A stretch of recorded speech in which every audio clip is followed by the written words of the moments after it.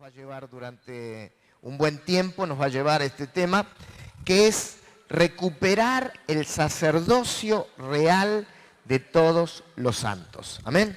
Recuperando el sacerdocio real de todos los santos. ¿Sí? Cada hombre y mujer que nace de nuevo, cada hombre y mujer que nace en el Espíritu, que nace de nuevo, califica para cumplir ese propósito eterno de Dios. Amén. Se lo repito, cada uno, ¿sí? Si vos miraste a uno así medio de rojo y dices, ¿qué va a hacer? Pecaste. ¿Sabés por qué? Porque él está calificado, su vida está calificada. Lo que necesita, y la diferencia que vos podés ver entre uno y otro, es el entrenamiento. Necesitamos entrenarlos. Amén. Y para eso estoy yo aquí, para entrenarlos a ustedes, para entrenar a otros. Amén. En alguna medida, el propósito de esta reunión es entrenarte a vos para que vos puedas entrenar, para que vos puedas hacer un trabajo excelente. Amén. Porque convengamos lo siguiente, que la efectividad se aprende, no es un don, ¿sí? No es que uno tiene el don de la efectividad, no. La efectividad se aprende. Lo que se entrena, se logra. Así que nosotros necesitamos entrenarnos. Amén. Y también entrenar a otros. Y si podemos resumir en 3 palabras solas, nuestro objetivo es vida, entrenamiento y frutos. Amén. Digan conmigo, vida, o sea, la gente recibe vida nueva y se convierte en alguien con todo lo necesario para cumplir el propósito, ¿verdad? Pero necesita ser entrenado. Digan conmigo, entrenamiento. Y en tercer lugar, frutos. Tienen que dar frutos. Amén. Ese tiene que ser el objetivo. Las personas necesitan dar frutos. El Señor Jesús dijo que el que no da frutos es cortado. Entonces, nuestro objetivo es llevarlos a dar frutos. Pero vamos a hablar sobre esto, sobre el propósito eterno, y vamos a recordar solamente 2 versículos de 2 de Pedro, ¿sí? Capítulo 2, vamos a leer allí lo que la palabra del Señor nos hablaba, ¿sí? Recordemos que nuestra función es entrenar. Siempre recordemos eso. Estamos para entrenar a la gente, capacitarla, perfeccionarla. No estamos para entretenerla. Al principio la vamos a sacar del pozo, ¿sí? Al principio le vamos a ayudar, la vamos a acompañar, como una ovejita le vamos a llevar a comer pastos, vamos a llevar a tomar el agua, pero nuestro objetivo no es que sea una oveja eterna, ¿sí? Nadie debe ser oveja por la eternidad. Se tiene que convertir ¿en qué? En un discípulo. Amén. Y en el proceso del discipulado se tiene que convertir en un hijo que tenga identidad, que entienda a quién pertenece, dónde pertenece, cuál es su casa, cuál es su ADN, que él se identifique con Cristo, ¿sí? Que tenga identidad, para que entonces en un futuro no muy lejano, él pueda convertirse en un padre espiritual. Amén. Pero para que todo eso suceda necesitamos entender algunas realidades. Quiero que leamos, les dije, allí 1 de Pedro, capítulo 2, versículo 5, que dice la palabra del Señor. Vosotros también, como piedras vivas, edificados como casa espiritual y sacerdocio santo. Digan conmigo, sacerdocio santo. Para ofrecer sacrificios espirituales aceptables a Dios por medio de Jesucristo. A ver, Dios está esperando nuestro sacrificio. Amén. Levanten la mano y digan conmigo, Dios espera mis sacrificios. Pero no cualquiera puede llevar y ofrecer sacrificio. Únicamente un sacerdote. Amén. Nadie. A ver, vamos a imaginar una secta pagana, ¿sí? Que sacrifica animales o lo que sea, ¿sí?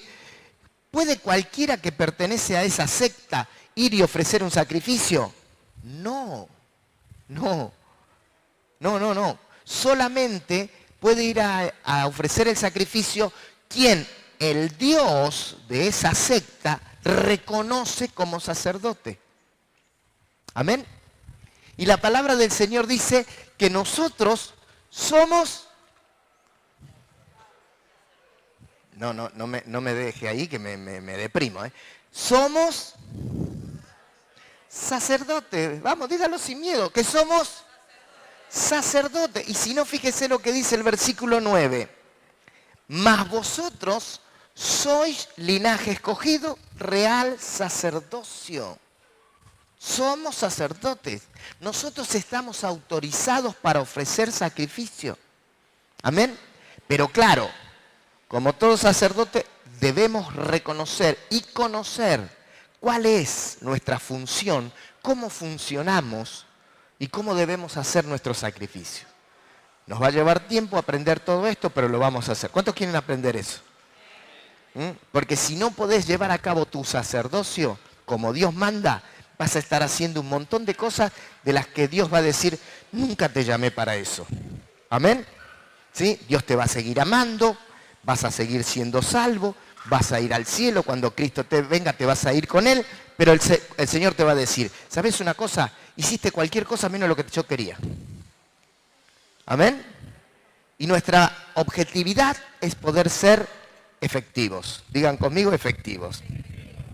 Como les decía, Dios tiene un plan eterno y el sacerdocio real de todos los santos tiene que ser nuestra meta. ¿Amén? Nuestra meta tiene que ser esa. Bendecimos a los que hacen diferentes actividades, que hacen a la actividad eclesiástica, congregacional, pero nuestra meta fundamental es ser sacerdotes del nuevo pacto. Y Dios nos escogió para que seamos su pueblo, ¿sí? Y lo representemos a Él, porque un sacerdote, una de las cualidades y de los privilegios y de lo que debe hacer un sacerdote es representar al Dios que ellos están sirviendo. Nosotros tenemos que representar a Cristo. Esa es la idea, ¿sí? Y fíjese lo que dice ahí, hablando del propósito eterno, en Éxodo 19:6. Cuando hablamos del propósito eterno, no es un propósito de ahora. No, eso se hacía antes. Ahora hacemos, no. Si es eterno, siempre se hizo, se está haciendo y se va a hacer. Amén. Porque lo eterno es así. ¿Sí? No es que hay una nueva onda. Ah, hay una nueva onda ahora. No, el propósito de Dios es eterno. No podemos hacer algo que no se hizo. Porque es eterno. Y no vamos a cambiar porque es eterno. ¿Sí? Y el sacerdocio es eterno. Amén. Vamos, miren lo que dice. Dice, y vosotros me seréis un reino de sacerdotes, gente santa. Estas son las palabras que le dirás a los hijos de Israel. Los hijos de Israel, o Israel, la nación, era la imagen de lo que hoy es la iglesia. En ese tiempo era Israel, hoy es la iglesia. Cambiaron los actores, pero no cambió la obra. ¿Sí? Es como cuando usted vio que hay películas que... ¿Cuántos vieron la película esa del hombre que está en silla de ruedas y contrata a un loco lindo para que lo cuide? ¿Sí? Inseparable, inseparable. Usted sabe que hay una versión que es francesa. Yo la primera vez que la vi en la versión francesa. Un negro era, un hombre negro, un hombre de raza negra, era el que lo cuidaba. ¿Sí? Después vi la Argentina, con los muchachos esto, ¿cómo es? Con Oscar Martínez. ¿Sí? Nos divertimos con las dos. Yo me divertí con las dos, lloré con las dos. ¿Sí? Pero también me enteré que hay una norteamericana. Y en cada película los actores son diferentes, pero la historia es la misma. Durante generaciones cambiaron los actores, ¿sí? Pero la historia es la misma, porque el propósito de Dios es el mismo, es eterno. Y Dios dice, yo quiero tener una nación de sacerdotes. Por eso, recién leíamos en el versículo 9, ¿me llevas de nuevo para atrás? ¿Me podés llevar para atrás en el versículo 9? Ahí está. Mas vosotros sois linaje escogido de real sacerdocio, nación santa. ¿Sí? No sé con quién hablaba, ahora se me fue de la mente, pero yo hablaba con alguien y le decía, con uno de nuestros pastores, y le decía, a ver si entendemos algo. El apóstol Pablo, el apóstol Pedro, que estamos leyendo, el apóstol Pablo que vamos a leer, Juan y todos los discípulos de Jesucristo, cuando ellos predicaban y hablaban de la palabra de Dios, ellos no hablaban ni de los 4 evangelios, ni de las cartas de Pablo, ni del libro de los Hechos, ni siquiera de Apocalipsis, porque ellos no tenían lo que hoy tenemos nosotros. ¿Qué predicaban? El Antiguo Testamento. ¿Pero qué predicaban? El Nuevo Pacto. ¿Con el Antiguo Testamento se puede predicar el Nuevo Pacto? ¡Claro! Porque Antiguo Testamento no es sinónimo de Antiguo Pacto. Sí, el Antiguo Testamento enseñó bajo la mirada y el cristal del Antiguo Pacto algo. Pero hoy nosotros tenemos un nuevo cristal, un nuevo lente, que se llama la gracia, Nuevo Pacto. Y bajo la luz de ese Nuevo Pacto, las cosas son actualizadas de esa manera. ¿Sí? Y como Israel era una nación, nosotros la Iglesia de Cristo también somos una nación santa. ¿Amén? Así que decirle al de al lado, conciudadano, Dios te bendiga. ¿Sí? Pertenecemos a una misma nación. Somos linaje escogido, real sacerdocio, nación santa, pueblo adquirido por Dios. ¿Estamos bien hasta ahí? ¿Sí? Bueno, así que entonces nosotros vamos a representar a Cristo como una nación de sacerdotes. Dios jamás pensó en que habría una tribu de sacerdotes y el resto de las otras 12 tribus iban a ser gente común y corriente que no tendrían nada que ver con el sacerdocio. No, no, no, no. Recién lo leíamos ahí en Éxodo 19. Vosotros seréis un reino de sacerdotes. Es decir, todo israelita será sacerdote. Después, por causa del pecado, por causa de adorar el becerro, por causa de apartarse de Dios, dudar de Dios, la única tribu que no se enredó en esa fue la tribu de Leví, y Dios dijo, bueno, van a tener que servir ustedes, porque esto otro no va. Entonces ahí nace una tribu de sacerdotes, pero la intención de Dios no era una tribu, era un reino, toda una nación. Lo mismo sucede hoy día. La intención no es que un grupo selecto de ungidos, entre comillas, de apóstoles, de pastores, de evangelistas, maestros, profetas, gracias, me había olvidado, profetas, sean los que sirvan, o los líderes, o los diáconos, o los diablóconos, ¿sí? Que sean ellos únicamente los que sirvan. No. La intención es que cada persona que reciba a Cristo en su corazón se convierta, obviamente con el tiempo y el entrenamiento correcto, en un sacerdote real del Nuevo Pacto. ¿Amén? ¿Amén? ¿Sí? ¿Por qué? Porque la verdad es esta, que va a llegar un momento donde los apóstoles, los pastores, profetas, evangelistas y maestros van a desaparecer, pero los sacerdotes van a continuar. ¿Amén? Así que si vos por ahí querés ser pastor y no querés ser sacerdote, un día te vas a quedar sin laburo y Dios no te va a necesitar. Pero si sos sacerdote, vas a estar en el plan eterno de Dios. ¿Amén? ¿Sí?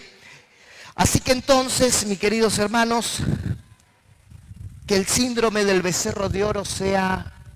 Luchemos contra eso, contra el síndrome del becerro de oro. Es decir, un 10% de la iglesia sirve al Señor y el otro 90% quieren que la sirvan. No, nosotros necesitamos levantar una nación de sacerdotes, ¿sí? Amén. Pero, a ver, como les decía, hoy ya no somos sacerdotes según el orden de Aarón o el orden levítico. Porque en la época del Antiguo Pacto solamente los descendientes de Aarón o de Leví, ¿sí? Más precisamente los de Leví, de las tribus de Leví, si usted no pertenecía a la tribu de Leví, usted no podía ser sacerdote. Por eso, para ser sacerdote, usted tenía que pertenecer a la tribu de Leví y era sacerdote según el orden arónico o levítico. Hoy no. Hoy nuestro sacerdocio, ¿sí? De hecho, escuche esto, Jesús no perteneció a la tribu de Leví. No, él era de la tribu de Judá. Pero mire lo que dice el libro de los Hebreos. Por favor, Hebreos 5, versículo 8, 9 y 10. ¿Sí? Está hablando de Jesús.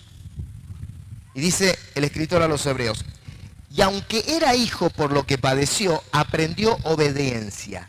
Y habiendo sido perfeccionado, vino a ser autor de eterna salvación para todos los que le obedecen, y fue declarado por Dios sumo sacerdote. Si tomamos la ley, si lo miramos con la luz o con la lente del antiguo pacto, ¿qué diríamos? No, un momentito. No puede ser. Él no puede ser sumo sacerdote porque él es de la tribu de Judá. No puede. Pero eso caducó. Porque hay un nuevo pacto y un nuevo pacto invalida el antiguo pacto. Y este nuevo pacto, ¿sí?, dice que Cristo es declarado por Dios sumo sacerdote, pero ahora es según el orden de Melquisedec. Amén. Diga conmigo Melquisedec. Ahora Cristo es considerado, dice, declarado por Dios como sumo sacerdote según el orden de Melquisedec. Ahora, Él es el sumo sacerdote. Nosotros somos los sacerdotes. Amén. El sumo sacerdote, según el orden arónico, era el capi de capi, ¿sí? Era el capo de todos los sacerdotes, ¿sí? De hecho, él era el que tenía entrada al lugar santísimo, ¿verdad? ¿Sí? Nosotros no somos sumos sacerdotes, Cristo es nuestro sumo sacerdote, pero para que Él sea nuestro sumo sacerdote, nosotros tenemos que ser sacerdotes. Por lo tanto, tú y yo, nosotros somos sacerdotes. Amén. Y ahora sí quiero que hablemos acerca del primer sacerdote según el orden de Melquisedec. Amén. El primer sacerdote según el orden de Melquisedec. ¿Sí? Quiero que lea conmigo Mateo capítulo 3, versículo 1 y 2. Amén. Ahí está. En aquellos días vino Juan el Bautista, predicando en el desierto de Judea y diciendo, arrepentíos porque el reino de los cielos se ha acercado. Pregunto, ¿quién sabe quién era Juan el Bautista? El primo de Jesús. Primo de Jesús. Bien. ¿Qué otro dato me pueden dar de Juan el Bautista? Era profeta.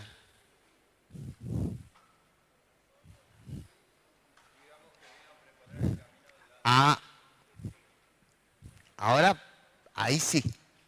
Cuando le preguntaron, ¿quién eres? ¿Quién eres? ¿Tú eres el Cristo?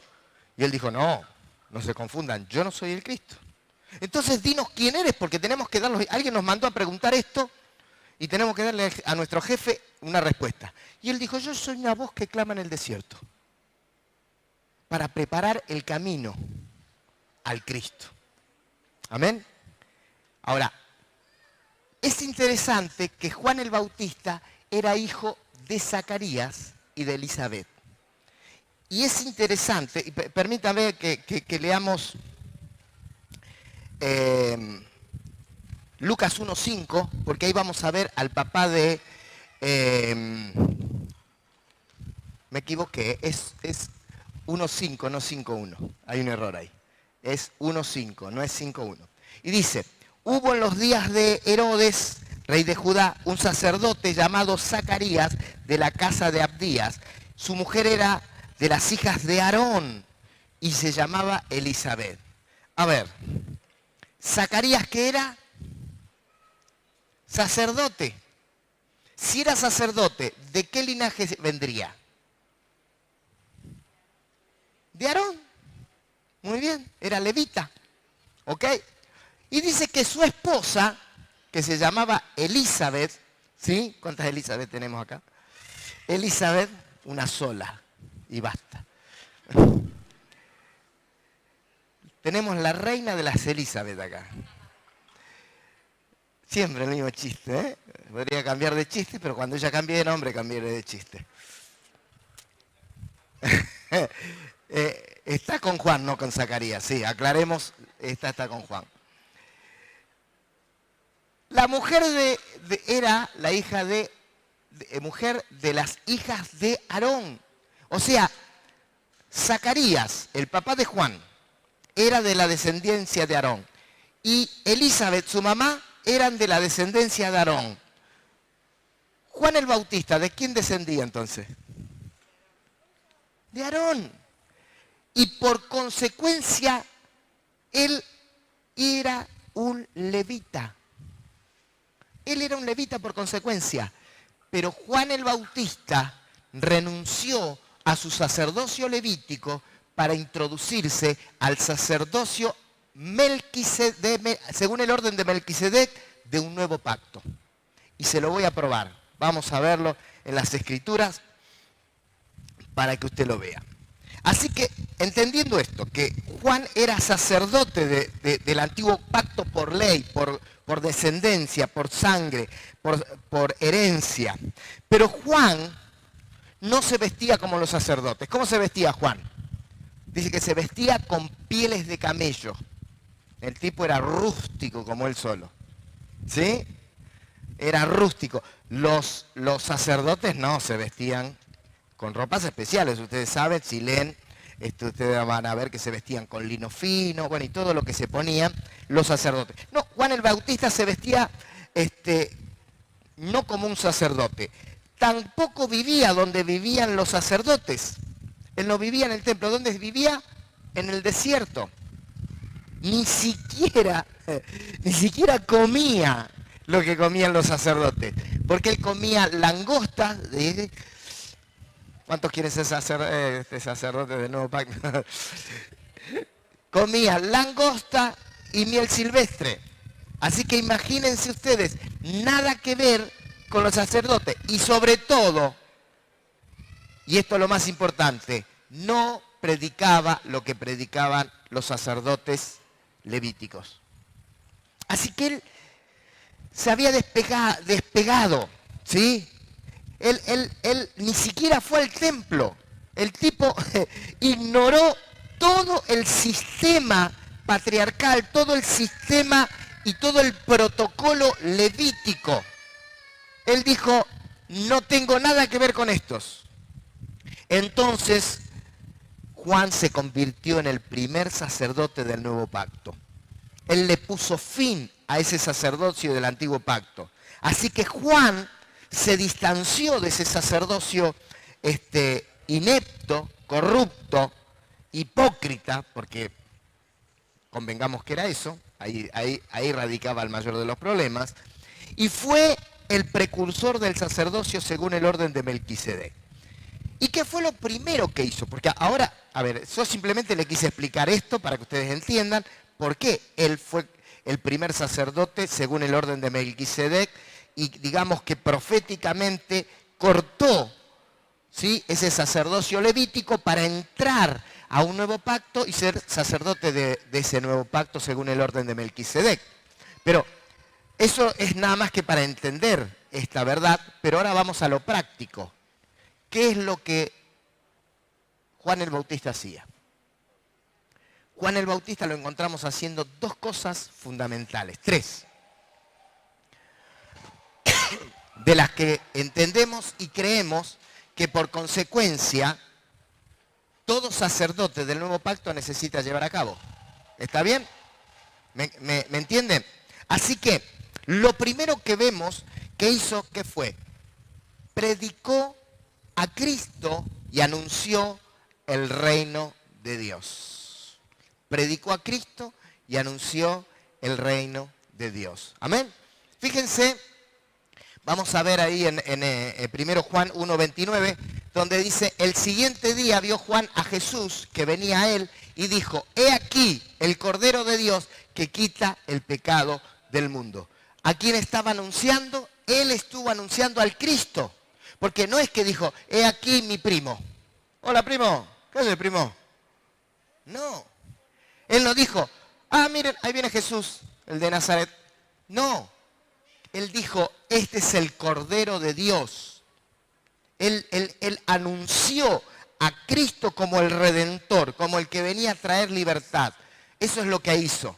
Y quiero decirles, mis queridos y amados sacerdotes, nuestra función y el entrenamiento que le tenemos que dar a la gente que Dios nos asigna para entrenarla es que prediquen a Cristo. Amén. Si vos no predicas a Cristo y la gente no predica a Cristo, nuestro sacerdocio es irreal. Amén. Pero también anunciaba el reino. Fíjense lo que dice, creo que es Marcos. O Mateo. Mateo 3, 1 y 2 dice, en aquellos días vino Juan el Bautista predicando en el desierto de Judea y diciendo, arrepentíos porque el reino de los cielos se acercaba. Él predicó y anunció a Cristo y él predicó el reino de Dios.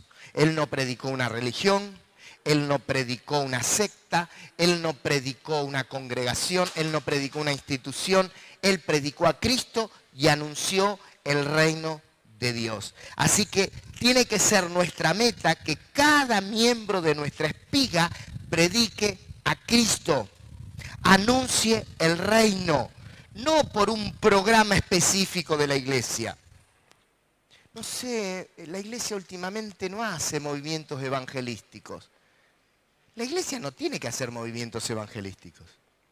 ¿Sabe qué iglesia hace movimientos evangelísticos? La iglesia que no tiene sacerdotes reales que prediquen todos los días a Cristo. El evangelismo no tiene que ser un evento. El evangelismo tiene que ser un estilo de vida.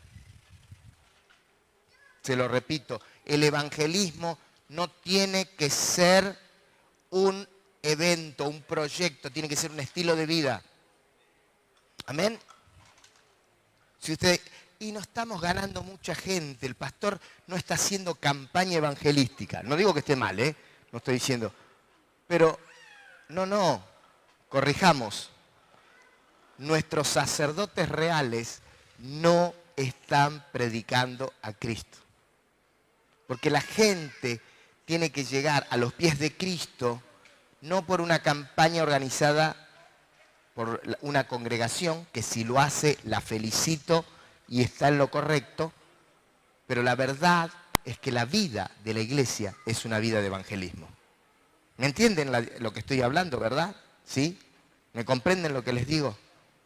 Entonces, tenemos que entrenar a nuestra gente para que predique a Cristo. Necesitamos recobrar ese sacerdocio de todos los creyentes, entrenando a cada creyente para que prediquen. Ahora, ¿qué es lo que había que las multitudes se le pegaban a Juan? ¿Por qué a Juan se le pegaban las multitudes? Porque dice que, ¿por qué vinieron todos a preguntar quién era? Porque las multitudes se les acercaban. Las multitudes venían para ser bautizados. Y la pregunta es, ¿cuál era la razón? ¿Y sabe cuál era la razón? Porque él había sido lleno del Espíritu Santo desde el vientre de su madre. Diga conmigo, la clave es estar lleno del Espíritu Santo. Ahí está la clave. Si algo vos necesitas para ser un sacerdote real, tenés que ser lleno del Espíritu Santo. Si algo necesitamos de nuestra querida gente, la cual el Señor nos asignó para que la llevemos a ser esos sacerdotes y que prediquen con poder y autoridad, es que sean llenos del Espíritu Santo. Amén. Esa tiene que ser la clave. Gente llena del Espíritu Santo, porque ese mismo Espíritu que estaba en la vida de Juan el Bautista también está en nosotros. Por lo tanto, cosas gloriosas se van a manifestar a través nuestro y a través de la gente que Dios nos asignó. ¿Cuántos creen esto? Dígame un fuerte amén. Así es. Así que ellos, la gente que Dios nos dio, no son testigos de Jehová vendiendo el atalaya. Nosotros no somos de los que andamos dando un papelito.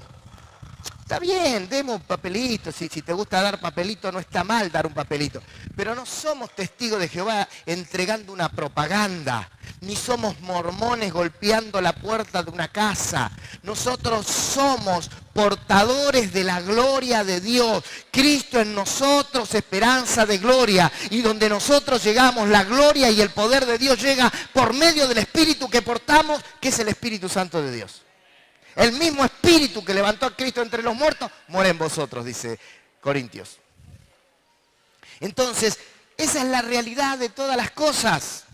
A veces subestimamos a la gente nueva, a veces subestimamos a nuestros discípulos, creyendo que no, dejá que tengo que ir yo ahora, porque yo soy el ungido de Jehová. Tómatela en el amor del Señor, ¿eh? Deja que tu gente se active. Deja que tu gente ore por los enfermos. Pero se van a llevar la gloria. Yo quiero la gloria para mí. No. Porque la gloria es corporativa. Amén. La gloria es corporativa. Si José va a la cárcel y hay milagros en la cárcel, yo me atribuyo también esos milagros. Porque él es parte del mismo cuerpo que yo. Amén. ¿Sí? El pintor, sí, pinta ahí y lo reconocen por su pintura, ¿no? Y dicen, wow, un aplauso para el pintor. No, momento, un aplauso para mi mano nomás. No, es todo el pintor, ¿verdad? Somos cuerpo. Amén. Entonces, es nuestra habilidad, tiene que ser nuestra habilidad de permitir que la gloria de Dios se manifieste a través de nuestra gente, porque ellos operan en el poder del Espíritu Santo y van a llegar a una casa, van a declarar paz, como dice Lucas 10, y van a comer lo que le pongan delante, y la gente se va a abrir, y cuando descubran que hay enfermos, ellos van a sanar a los enfermos que en ella hayan, y dirán, el reino de los cielos ha llegado, porque ellos llegaron con el reino que portan dentro de sí, porque Cristo es el reino. Amén. Gloria a Dios, y eso tiene que suceder con vos primeramente.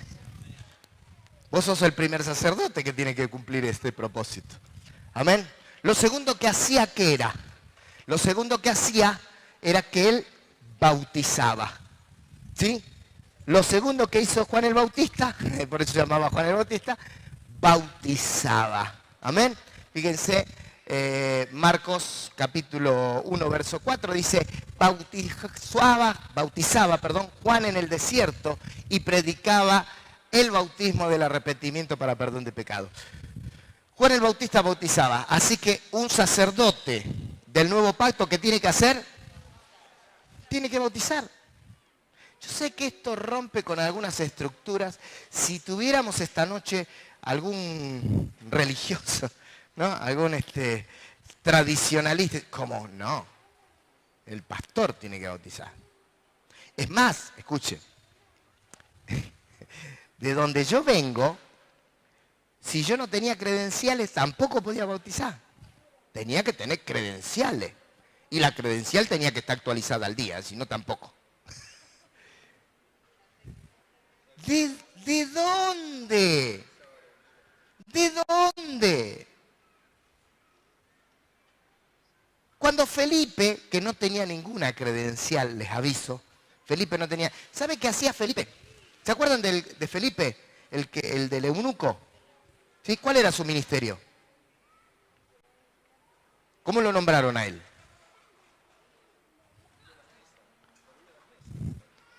Él venía, ¿sabe? Era del equipo de pancita llena, corazón contento. Le pusieron guardapolvo rojo con el... Ese era su trabajo. Porque dice la palabra del Señor que lo habían elegido para servir las mesas de las viudas. ¿Qué era? Mozo. Garzón, como dicen los chilenos. El mesero. Eso era. Y salió el mesero y el Espíritu Santo le habló y le dijo, quiero que vayas al desierto. Y el tipo no entendía por qué. Y estaba parado ahí en el desierto, en una parada del colectivo. Y pasó el eunuco en un carro y lo escuchó que iba leyendo el libro de Isaías. Y se le acercó y le dijo, ¿entiendes lo que lee? No, ¿cómo voy a entender si no hay nadie que me explique? No entiendo nada. Entonces le dijo, ¿querés que te explique? Dale. Y lo subió al carro, así que se fueron los dos juntos en el carro, y le fue predicando de Cristo desde el libro de Isaías, le habló del Señor, y dice que después de haberle predicado a Cristo, anunciado a Cristo, porque todo sacerdote que hace, anuncia a Cristo y anuncia el reino. ¿Pero qué hace después? Los bautiza. Entonces dice que pararon el carro, ¿no? Dice, y dice, ahí hay agua. ¿Qué impide que yo sea bautizado? Es que no tengo credenciales, le dijo. No, tengo que ir a buscar un pastor ordenado por la Santa Unión de las Asambleas de Dios. Si no, no se puede bautizar. No. Esto tendríamos que recortarlo. No. Perdí mi credencial con todo esto. No. Dice que el mozo, el de pancita llena, ¿sí? ¿Venís todavía, Pablo, a pancita llena? ¿Sí o no? Porque me decís... ¿Sí? Bueno, es como si Pablito se encontrara al eunuco y le predica, el eunuco se convierte y el eunuco dice, Pablo, bautízame. No, si yo lo único que hago es poner la mesa. Ni siquiera hago los ravioles, lo hace Felisa y Estela. Yo lo único que hago es poner la mesa. No, ¿y qué le dijo? Bien, si crees, bien puede. Y dice que descendieron y Felipe, el mozo, lo metió al agua, lo bautizó en el nombre del Padre, Hijo y Espíritu Santo, lo sacó, lo abrazó, lo besó, dijo, Dios te bendiga, dale para adelante. Y dice que el Espíritu Santo lo arrebató y se lo llevó no sé dónde. ¿Qué título tenía? Ninguno. ¿Pero era qué? ¿Qué habrá sido? Un sacerdote real del nuevo pacto. ¿Y los sacerdotes qué hacen? Anuncian a Cristo, anuncian el reino y luego bautizan. Por eso yo no bautizo. Porque como apóstol no es mi objetivo. Como apóstol mi objetivo es entrenarlos a ustedes, para que ustedes hagan la obra del ministerio. El apóstol Pablo dijo eso. Mire, 1 Corintios por ahí, verso 1:17, pues no me envió Cristo a bautizar, dice. Pablo dijo, muchachos, discúlpenme, yo la verdad que bauticé muy poquito de ustedes. No quiere decir eso que yo no bautice a nadie si me lo pide, lo voy a hacer. Pero mi trabajo no es bautizar. Mi trabajo es entrenar a los santos para la obra del ministerio, porque ese es el ministerio apostólico, es para eso, para establecer cimientos doctrinales, para entrenar a los santos. Pero, ¿quiénes bautizaban si Pablo no bautizaba? El que lo ganaba.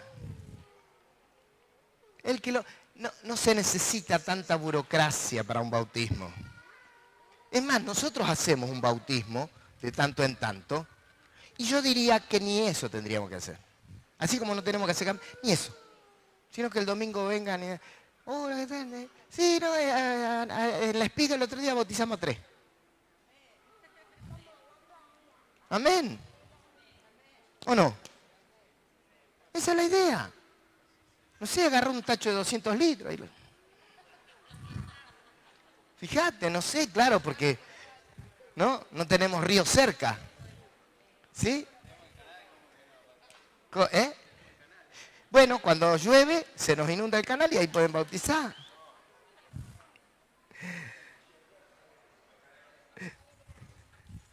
Pero esta es la realidad. Amén. Gánelo, bautícelo y discípulelo. ¿Cuántos saben que Juan el Bautista tenía discípulos? Juan el Bautista también discipulaba. Y un sacerdote de un nuevo pacto debe ganar, debe bautizar y debe discipular. Amén. ¿Y eso quién lo tienen que hacer? ¿Y quiénes son sacerdotes? Todos. Todos los que tienen a Cristo, todos los que nacieron de nuevo. Amén. Tenemos que deshacer el síndrome del becerro de oro, donde solo un grupo de personas están sirviendo a Dios. Todos tienen que servir a Dios. Muchas veces el problema somos nosotros, porque nosotros lo frenamos a la gente. Y de hecho hasta a veces como pastores, a veces entrenamos a la gente no para el sacerdocio real del orden de Melquisedec, sino el sacerdocio levítico. Entonces sí, bueno, vos vas a atender la puerta.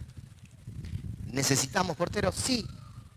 Pero no es su ministerio. ¿Cuál es tu ministerio? Nunca me había olvidado una hermana, me acuerdo que vino de otra iglesia. Sí, no, porque, no sé, charlando. ¿Y su ministerio? No, el pastor donde yo estaba me dijo que mi ministerio era el ministerio de la silla. El ministerio de la silla. Y dije, ¿cómo usted llevaba a cabo el ministerio de la silla?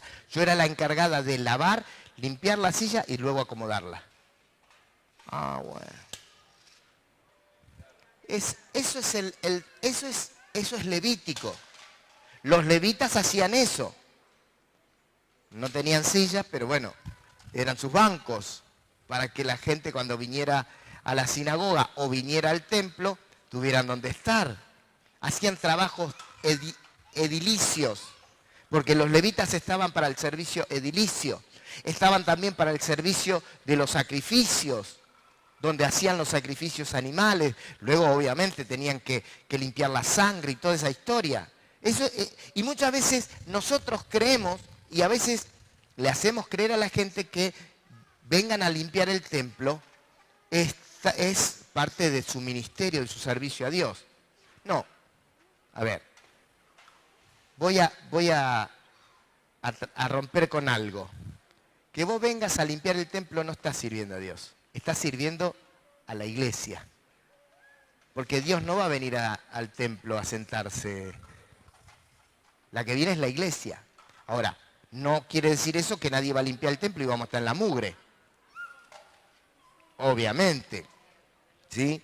Y tenemos que venir a limpiar nuestra casa. Porque esta es una casa de oración, esta es la casa de la congregación. No es la casa de Dios. Porque no es la casa de Dios. ¿Sí? ¿Está? ¿Estás seguro? ¿Sí? No es la casa de Dios.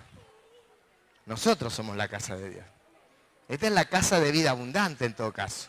Una casa, un auditorio en realidad, es un salón. Esto era un depósito. Nosotros le pusimos un cielo raso y unos pisos y lo convertimos en auditorio. No tiene nada de santo el lugar. Nosotros lo santificamos cuando llegamos nosotros, porque los santos somos nosotros. ¿Habrá algún santo esta noche acá? Amén. Entonces, como santos nosotros debemos cumplir este propósito, ¿sí?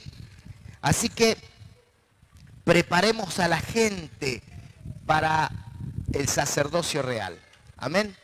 Basta de preparar a la gente para el sacerdocio levítico. De hecho, por ejemplo, en algunas congregaciones dice, bueno, ahora, hablando de los músicos, ¿no? Dice, ahora van a pasar los levitas. No sé qué querrán decir con eso. A lo mejor levita trabajar, pero... No. ¿Sí? No. Serán salmistas en todo caso, pero sí son sacerdotes reales de un nuevo pacto. Y no porque toquen música, sino porque predican a Cristo, porque anuncian el reino, porque bautizan gente y porque discipulan gente. ¿Amén? ¿Sí? Entonces, lamentablemente tenemos una mezcla de cosas raras, ¿no? Así que tenemos que entrenarlos, ¿sí? Tenemos que entrenarlos para que prediquen, para que bauticen, para que discipulen, para que sanen enfermos, para que resuciten muertos, para que hagan milagros y para que sucedan maravillas donde quiera que vayan. Para eso tenemos que entrenarlos, ¿amén? Entrenémoslo para eso, así que tenemos que identificar esto, tenemos que distanciarnos del sistema babilónico perverso, donde no, solo el pastor puede hacer esto, solo el pastor puede hacer lo otro, solo el pastor, ¿sí? Pastor, tengo un vecino, yo le estuve hablando del Señor, ¿le puede hacer la oración usted? A ver, estoy hablando de cosas reales. Porque vos sos un hermanito, no podés hacerle la oración. Porque tu oración, si vos le haces la oración de arrepentimiento, no sirve. Porque vos no estás calificado, no tenés credencial.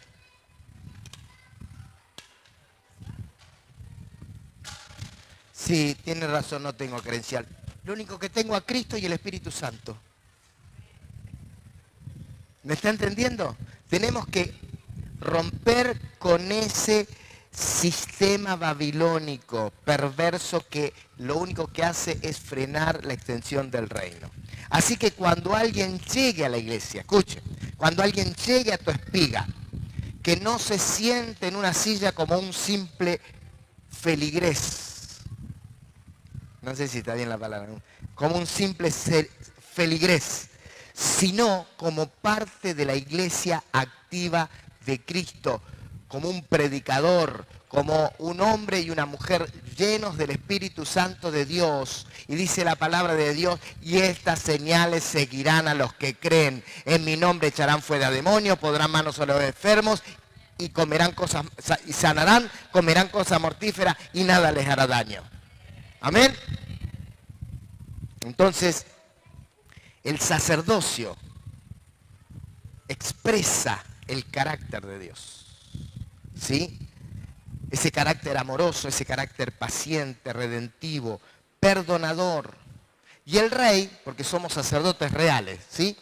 Y el rey expresa dominio, expresa gobierno, expresa autoridad.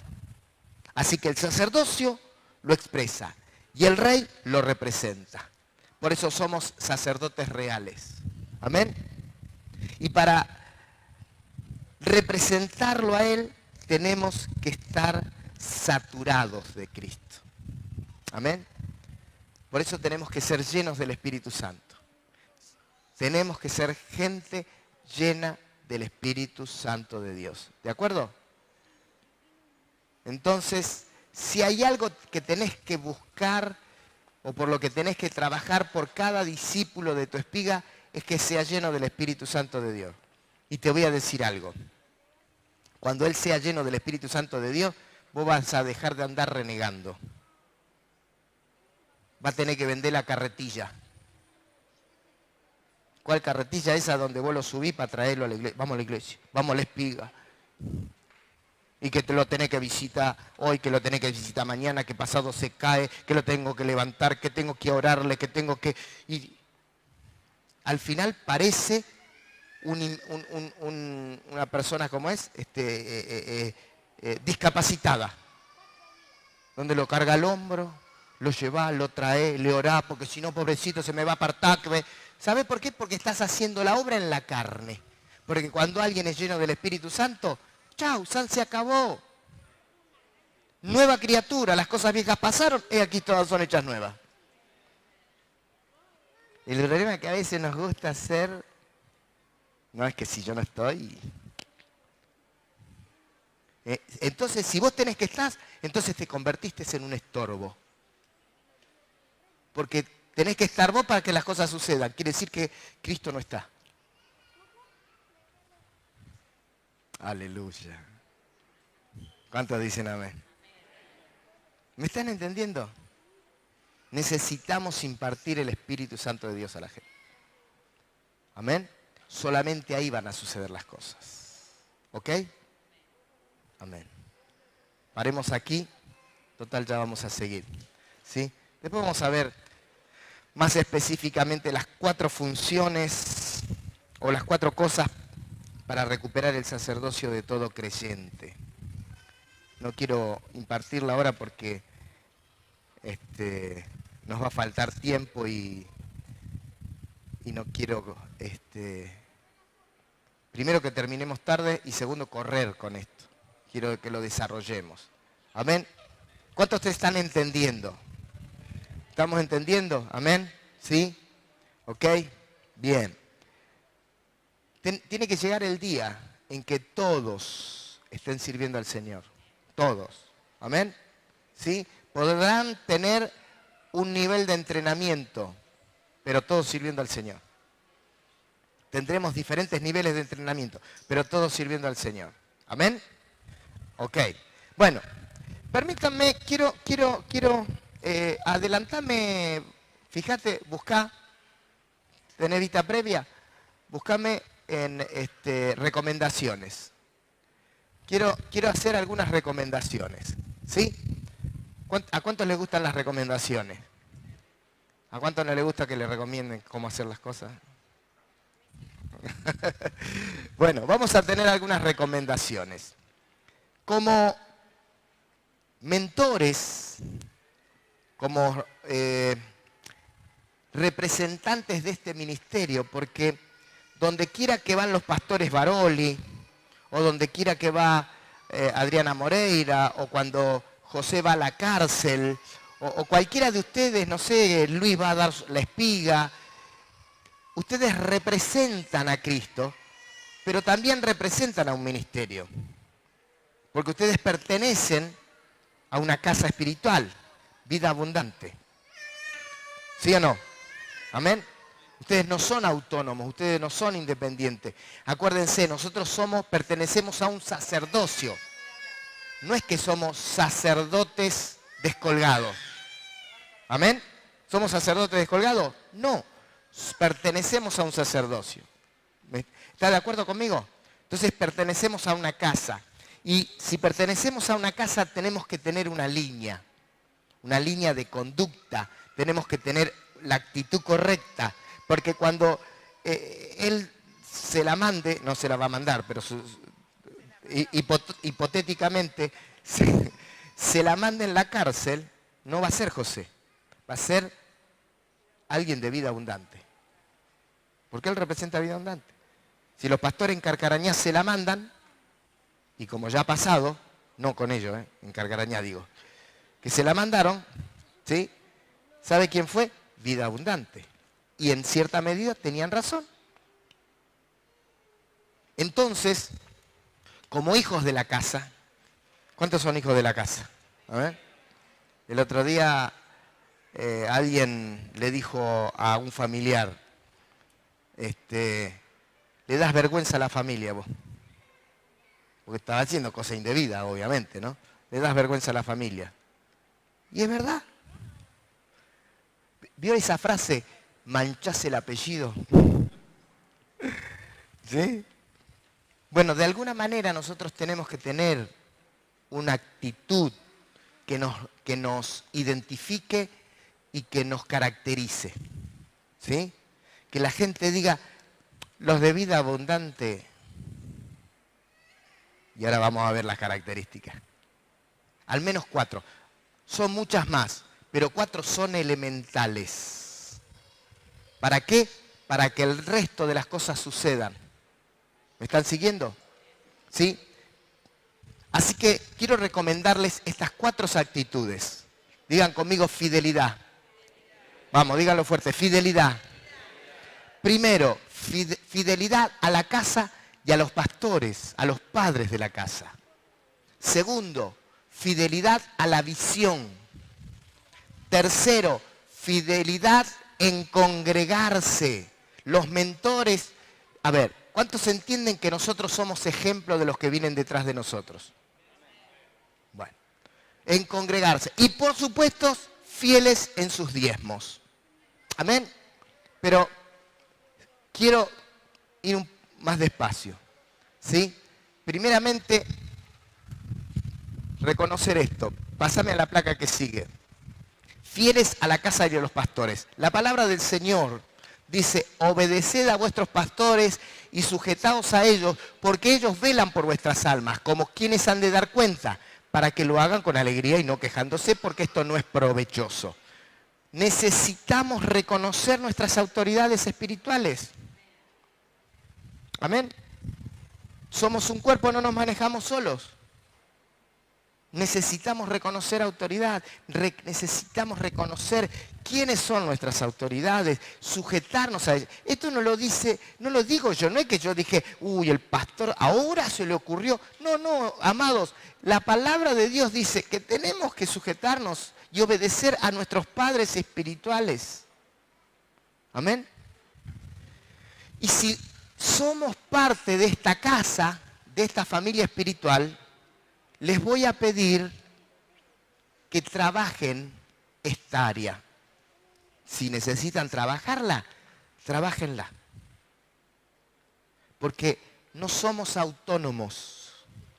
No somos autónomos. No somos un montón de gente. No, no, somos un sacerdocio santo, somos una casa espiritual, tenemos autoridad, nos debemos a las autoridades, ¿sí? Trabajamos bajo autoridad. ¿Cuántos entienden que trabajamos bajo autoridad? Amén. Trabajamos bajo autoridad, ¿ok? Segundo, ¿qué dijimos lo segundo? Fieles a la visión. Amados, no hacemos lo que no se nos antoja. No, pero a mí me gusta hacerlo así. Tenemos una visión, tenemos una estructura.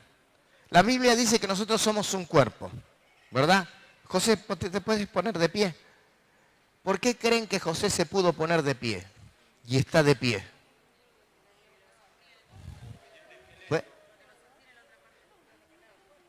Porque el sistema óseo, o también esqueleto, ¿sí?, lo sostiene.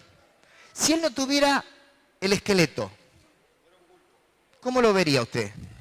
Un flan. Sería una cosa amorfa que se va moviendo así, ¿viste? ¿Sí? Sería un invertebrado. Claro. ¿Se entiende? No tendría forma. ¿Pero por qué tiene forma? Porque tiene un esqueleto, que es la estructura. La estructura. El cuerpo de Cristo tiene estructura. Amén. Y esa estructura es la visión. Porque si cada uno hace lo que se le antoja, ¿sí?, seríamos un caos. Sería un caos. Pero no. Somos un cuerpo, tenemos una visión. Entonces, como mentores tenemos que ser fieles a nuestras autoridades, a nuestros pastores, a los padres espirituales de la casa. Segundo, fieles a la visión. Amén. Fieles a la visión. En tercer lugar, tenemos que ser fieles en congregarnos. A ver, como les decía hace un momento, somos ejemplo. ¿Qué dice la palabra del Señor?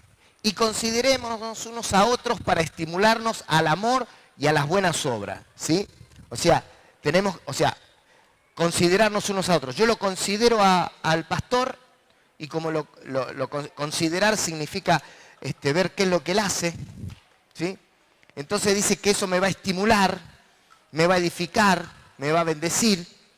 Pero entonces aclara y dice una de las cosas que tienen que tener todo cristiano. Esto es para cristianos. O sea, todo lo que dijimos es para los cristianos. Mucho más para los mentores, los timoteos, ¿sí?, a los que son parte pastoral de esta casa, que tenemos que ser ejemplo de los demás, y es congregarnos fielmente. Dice, no dejando de congregarnos como algunos tienen por costumbre. Lo que Pablo está diciendo es que tenemos que congregarnos fielmente, ¿sí? Aparentemente se ve que también en aquellos tiempos estaban los que se congregaban cuando tenían ganas, cuando podían, Y Pablo tiene que exhortarlos. Y fíjense, no dice, si tenés ganas, si tenés viento a favor, si ese día no hace mucho calor.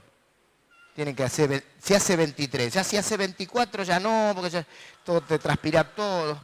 Y ni hablar si hace menos de 15. Un frío de loco, porque hay mucho frío. Y si llueve, pues, ni hablemos, porque, ¿viste? No, ¿qué dice? No dejando de congregarnos. ¿Y eso tiene que ver con qué? No, lo que pasa es que en Vida Abundante pusieron una regla. No. Ahí no dice. Y si van a Vida Abundante... No, le dice a la iglesia de Cristo. ¿Amén?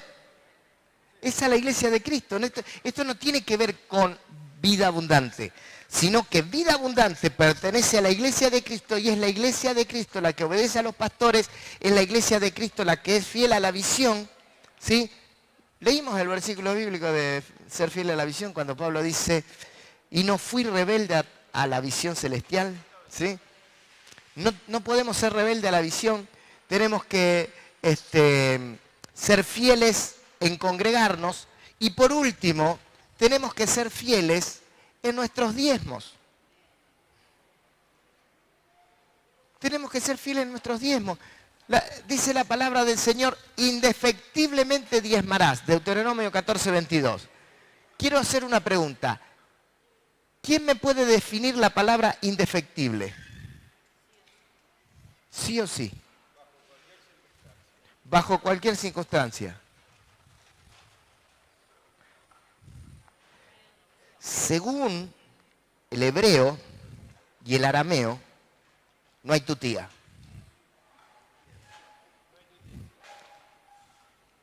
O sea, no hay otra. No hay otra alternativa.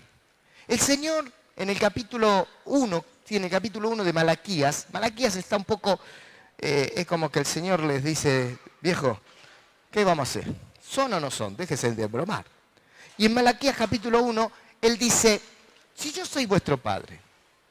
No, comienza diciendo que a los señores se le da la honra, ¿sí? A los reyes, ¿no? Se le da la honra, dice, si yo soy vuestro señor, y también dicen que soy vuestro padre, ¿dónde está mi honra? Y Él hace un ejemplo, dice, ¿vos le llevarías a tu príncipe un cabrito rengo, ciego? No.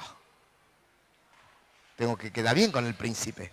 Entonces Él dice, si yo siendo el Señor de ustedes, ¿me van a dar el animal cojo, el ciego, el tuerto? ¿O me van a dar lo mejor? ¿Sí? Bueno, y después dice, ya en el capítulo 3, Él dice de esta manera, ¿robará el hombre a Dios?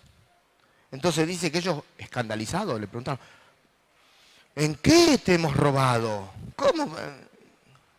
¿Nosotros robarte? Sí. ¿Y en qué? En vuestros diezmos y vuestra ofrenda, manga sinvergüenza. Esa es la versión Alfaro. ¿En qué me robaron? En los diezmos. Y lo peor del caso que dice, maldito sos con maldición, porque me han robado.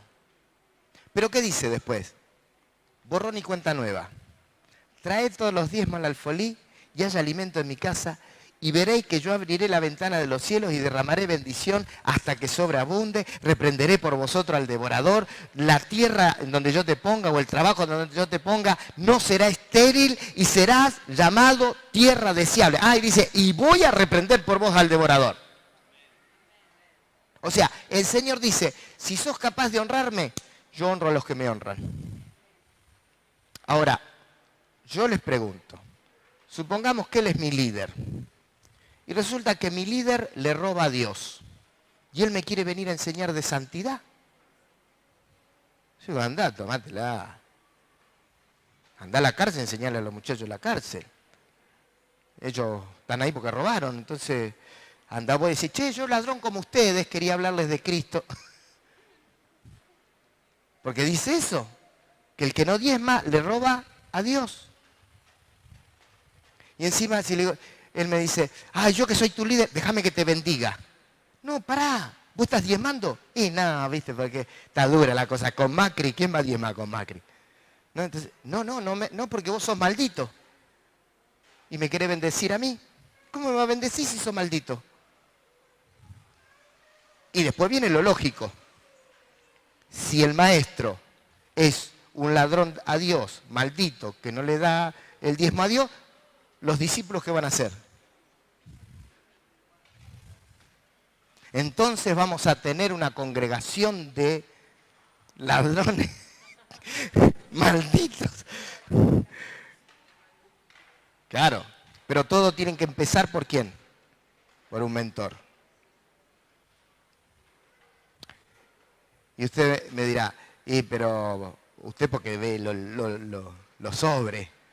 No, porque el problema tuyo no es conmigo, es con Dios. Amén. Es con Dios. Y te aclaro, simplemente que me acordé del sobre, ¿no? Dije, te aclaro, que los diezmos truchos tampoco sirven. Porque algunos son truchos para diezmar. Por decir, ¿no? Ganan 10.000 pesos, pero diezman 500. no le sale la cuenta, ¿eh? ¿Le vamos a comprar calculadora?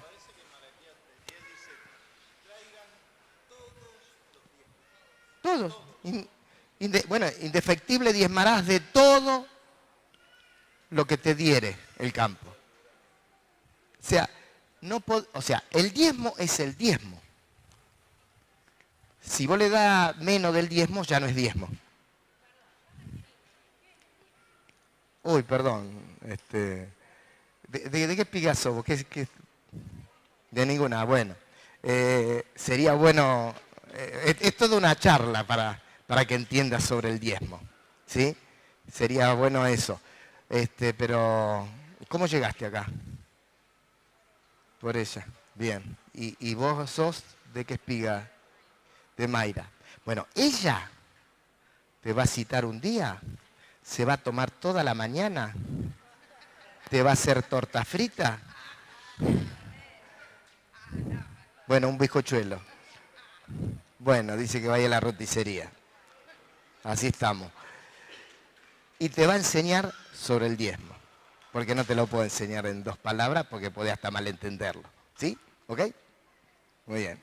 Hiciste bien en preguntar. Así que, amados, necesitamos nosotros ser fieles.